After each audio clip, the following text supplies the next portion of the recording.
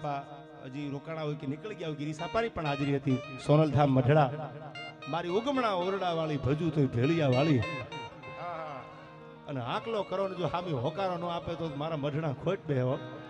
આવી સોનભાઈ, આવી જગદંબા. અને હું રાજી એટલા માટે થાઉં છું, આ રબારી સમાજ પણ છે. તમે બીજમાં બધે જાતા છો મઢડા બીજમાં આ બીકે? હા, એકવાર આ તમારા સમાજનું ઘરેણું બીકે સાઉન્ડ ને જોરદાર તાળીઓથી વધાવી લ્યો. ભાઈ ભાઈ ભાઈ, આ એને મોજ આવી ગયો. પેલો દાખલો છે એ ઉભો છે ને ઘોળ કરવા સમાજનું છે ને યાર. આ જાજા હગા હોય જગતમાં પણ આપડા ઈ આપડા. એમ બધાય અપેક્ષા એવી રાખું કે હવે જ્ઞાતિવાદ મૂકીને આપણે બધા ભેળા રહી. મઢડા તમે બીજના જાતા હોય ત્યારે જોનપુર ગામ આવે છે.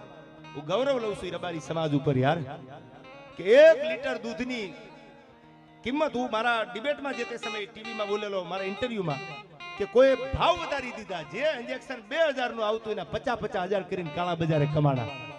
પણ માલધારી વર્ગ એવો છે, 2 વર્ષ કોરોનાના વી ગયા, ખબર હતી બધા દરવાજા બંધ થઈ ગયા, દૂધ વગર હાલે નહીં, પણ 1 રૂપિયો વધારી તો અમારો દ્વારકા વાળો લાજે યાર. કોઈની મજબૂરીનો લાભ લઈને તો મારો મુરલીધર મહારાજ રાજી ન થાય.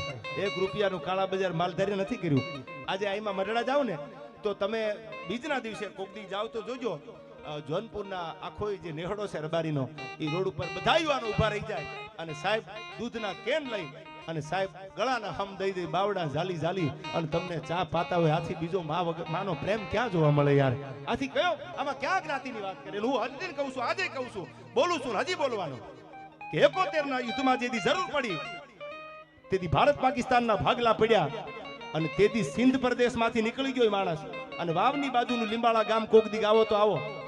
એ લીંબાળા ગામમાં અને ખબર પડી કે ભારત પાકિસ્તાનના યુદ્ધનું અલ્ટિમેટમ આવી ગયું છે. આપણી ભારતની સેના છે પાકિસ્તાનમાં જવાની તૈયારી કરે છે, પણ આડા છુપા રસ્તા જોયા નથી પાકિસ્તાનના. અને તેથી કહેવામાં આવ્યું કે એક જાણકાર માણસ છે, આપે હમણાં હિન્દી મૂવીઝ પણ આવ્યું, એક છે, કોણ એનું નામ? એક રબારીનો દીકરો રણછોડ પગી નામ છે એનું.